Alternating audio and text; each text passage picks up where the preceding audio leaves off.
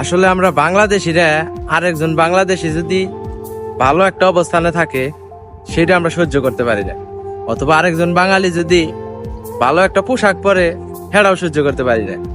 তেমন এক লোক টি বয়ের কাজ করে অফিসের ভিতরে। তো সৌদি আরবে যারা টি বয়ের কাজ করে অফিসের ভিতরে, মানে এক কথায় খুবই ভালো পরিপাটি হয়ে তারপর ডিউটি করতে হয়, কারণ তারা হইতেছে বড় বড় মুদির এগুলো চলাফেরা করে, অবশ্যই পরিষ্কার পরিচ্ছন্ন থাকতে হবে। তো একজন ওই লোকটার বিষয়ে বলতে আছে, কাজ করে টি বয়ের ভাব লয় কি, যেমন লাখপতি, সে প্যান্ট শুট টাই সাদা শার্ট স্টাইল কিসের জন্য করে জানেন? সে ভালো একটা অফিসে ডিউটি করে। অনেক অনেক সৌদি থাকে, তারা নোংরা পছন্দ করে না, আর এটা তো তারা কোম্পানি থেকে দিছে, এটা তো তারা পড়তেই হবো। একজন মানুষ সে কিন্তু ডিউটি করে, এটা তার ডিউটির পোশাক, অথচ এইটা নিয়েও আমাদের বাঙালিদের এইটা নিয়ে তাদের সমালোচনা।